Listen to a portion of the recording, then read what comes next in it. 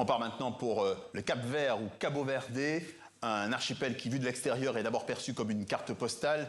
Et il est vrai que le pays est fortement axé sur le tourisme, qui pèse environ 25% du PIB et représente 30% de l'emploi dans le pays. Invité exceptionnel ce soir, José Maria Neves, le président du Cap-Vert. Monsieur le Président, bonsoir et bienvenue. Bonsoir. D'abord, on va évacuer cette question. Cap-Vert ou Cabo Verde, ce n'est pas seulement une question de traduction, mais depuis 2012, j'ai bien compris, votre pays veut qu'on dise Cabo Verde. Oui, Cap-Vert, c'est le nom de notre pays en portugais. Oui. Et c'est notre langue officielle. Et nous disons Cabo Verde. C'est le nom. Bon, on fera ça donc pays. Désormais.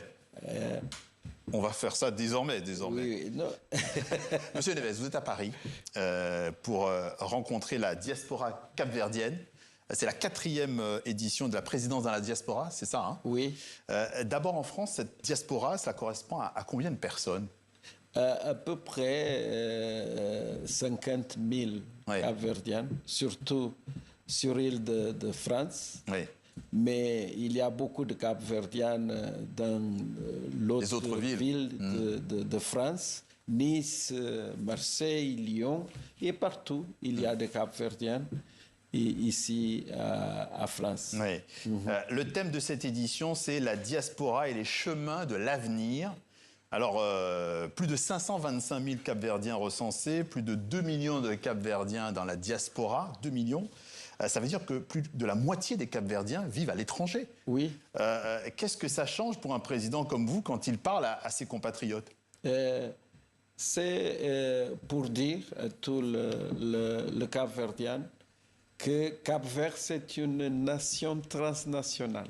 Il y a le Capverdien partout et gouverner Cap-Vert implique travailler avec tous les Capverdiens dans les îles et dans la diaspora.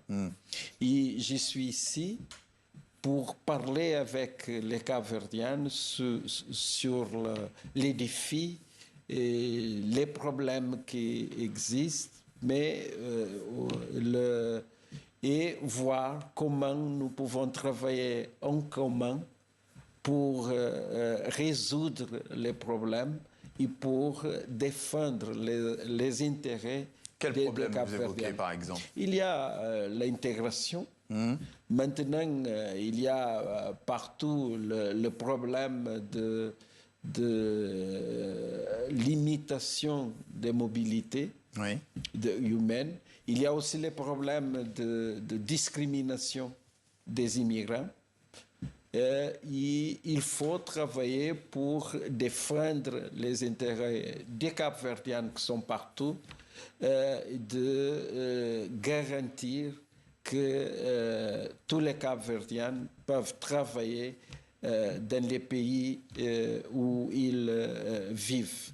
Pour nous, la diaspora est stratégique et c'est un pilier très important pour le processus politique, économique et social de notre pays. Économique aussi, vous l'avez dit. Vous attendez que cette diaspora investisse davantage dans le pays? Oui, beaucoup.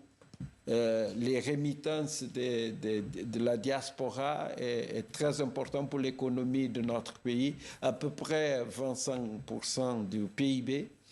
Mais il y a les remittances des idées, les remittances culturelles, sportives, etc.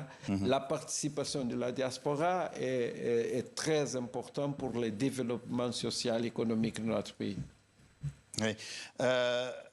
Vous avez rencontré aujourd'hui Emmanuel Macron ici en France pour renforcer les relations bilatérales entre Praia et Paris. Concrètement, qu'est-ce que ça veut dire?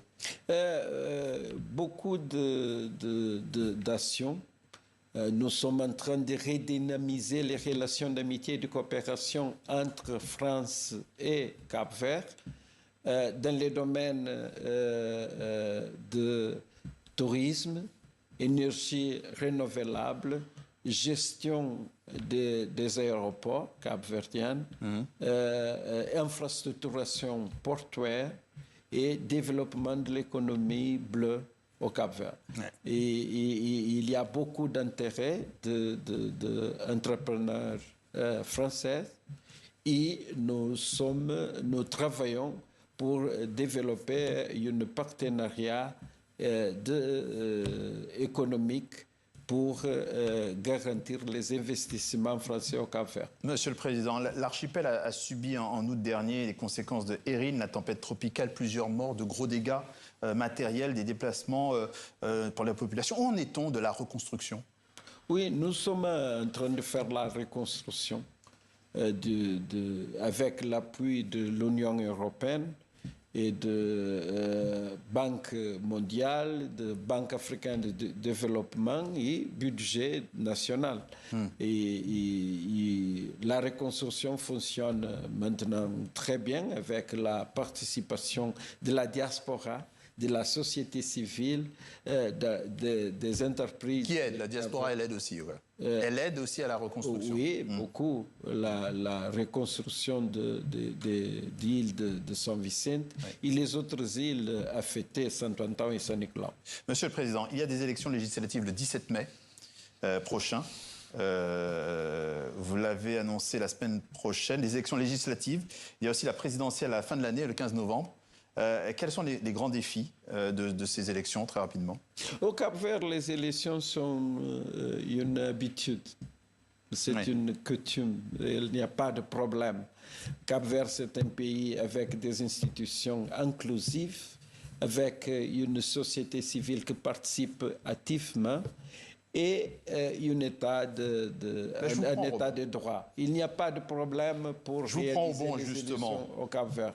C'est un pays stable. Oui, justement, parlons de cette stabilité. Vous avez une cohabitation avec le MPD, le Mouvement pour la démocratie, depuis votre élection à la tête du pays en 2021. Donc c'est un exemple de stabilité politique. Quelle est la recette du Cap-Vert? Comment vous l'expliquez? C'est les institutions capverdiennes qui sont inclusives, sont fortes, solides, et les ressources humaines. C'est une culture du compromis? Il y a une culture de compromis, une culture de démocratie. Et je pense que Cap-Vert, pour être une nation créole, qui résulte d'un métissage entre l'Europe et l'Afrique. C'est un pays de dialogue, un pays du compromis. C'est un pays laboratoire pour vous? Oui, je pense que Cap-Vert, c'est un laboratoire dans les domaines politiques, mais dans les domaines économiques.